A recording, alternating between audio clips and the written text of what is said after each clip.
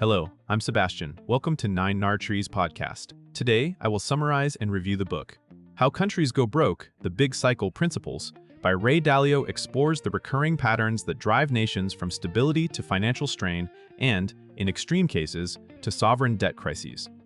Drawing on Dalio's long-standing interest in macroeconomic history and his principles framework, the book presents a systems-level way to think about public debt, money creation, inflation and deflation, interest rate dynamics, and the political decisions that shape economic outcomes.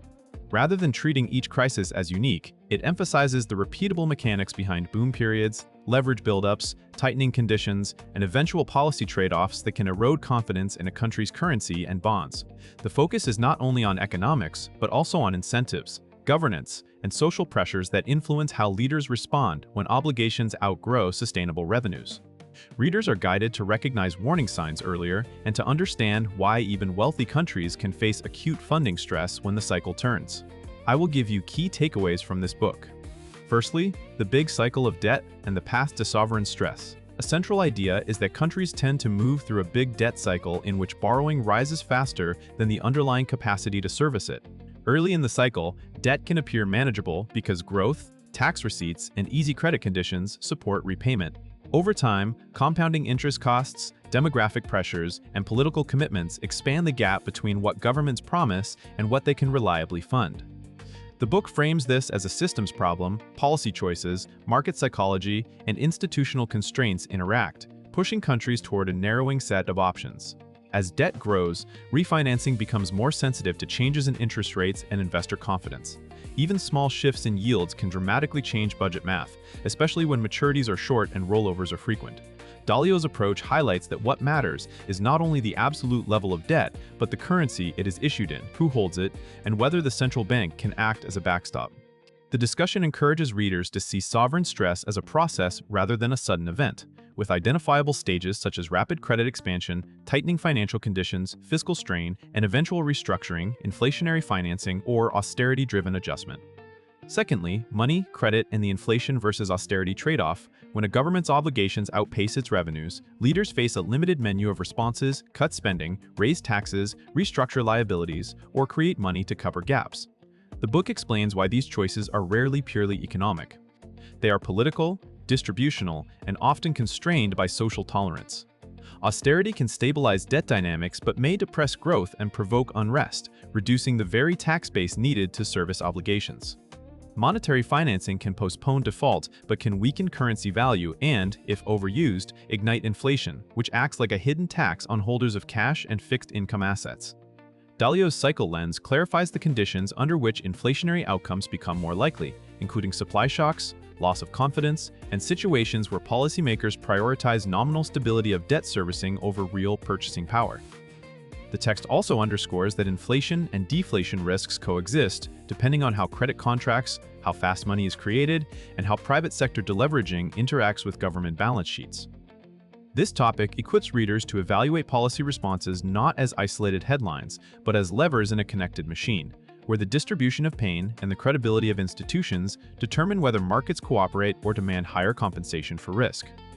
Thirdly, reserve currencies, capital flows, and the confidence game. The book emphasizes that a country's ability to sustain high debt depends heavily on external demand for its currency and bonds. Nations that borrow in their own widely trusted currency typically have more flexibility, including the ability to extend maturities, refinance at lower rates, and rely on central bank support. However, that flexibility is not unlimited because it rests on confidence. If investors believe a government will dilute value through inflationary finance or politically driven interference, they may demand higher yields or diversify away, weakening the currency and raising import costs.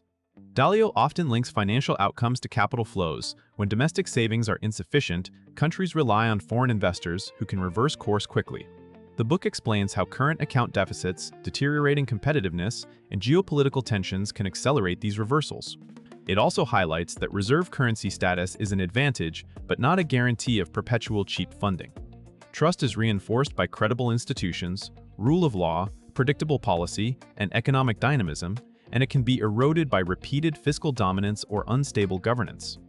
Readers learn to watch indicators such as real interest rates, foreign holdings, currency trends, and the narrative around policy credibility, because shifts in perception can be as decisive as changes in the underlying data. Fourthly, politics, social conflict, and policy choices under stress. Economic crises do not unfold in a vacuum. The book ties fiscal deterioration to social and political dynamics that shape what is feasible. As budgets tighten, distributional conflicts intensify because different groups fight to protect their income, assets, and entitlements. This can lead to polarization, short-term policy making, and a preference for measures that delay pain rather than resolve imbalances. Dalio's framework connects rising inequality, declining trust in institutions, and populist pressures to the likelihood of policy errors. Under stress, governments may adopt capital controls, financial repression, or regulatory changes that alter the investment landscape.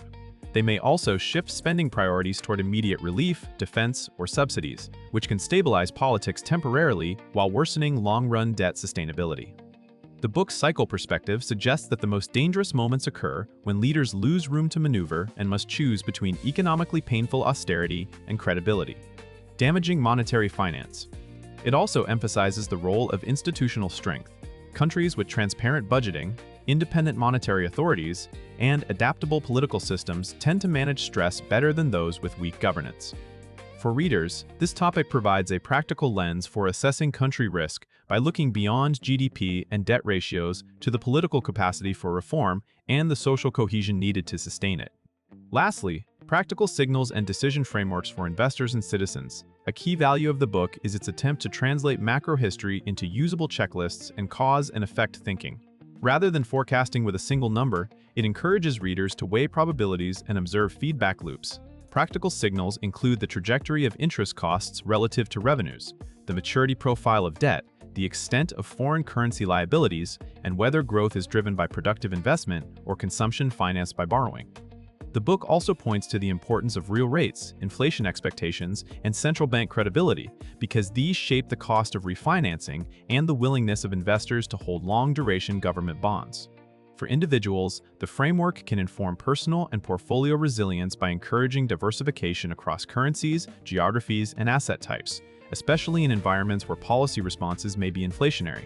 Citizens and business owners can also use the ideas to anticipate changes in taxation, regulation, and capital mobility that often accompany fiscal stress.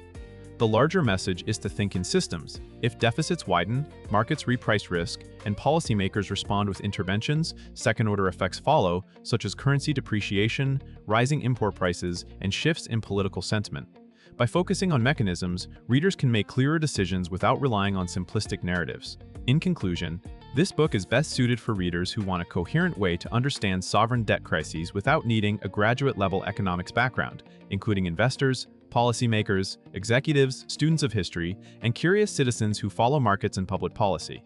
It benefits the reader's life by turning intimidating macro headlines into a set of repeatable relationships: how deficits become debt, how debt interacts with interest rates, how confidence affects capital flows, and how political incentives shape the ultimate resolution. That understanding can improve everyday decisions, from evaluating inflation risk and borrowing costs to thinking more clearly about long-term savings, business planning, and geographic diversity. Compared with many books that focus on a single episode or offer ideological prescriptions, this one aims to be more diagnostic and pattern-based. The emphasis on cycles, constraints, and trade-offs makes it easier to compare countries and periods on a consistent basis, while the principal style encourages structured thinking rather than reactive opinions. For buyers, the value lies in a portable framework you can reuse whenever conditions change, making it a practical addition alongside standard macroeconomics and finance titles. If you would like to support Ray Dalio, you can buy the book through the Amazon link I've provided in the podcast description. After reading the book, please let me know what you think and share your thoughts. See you around.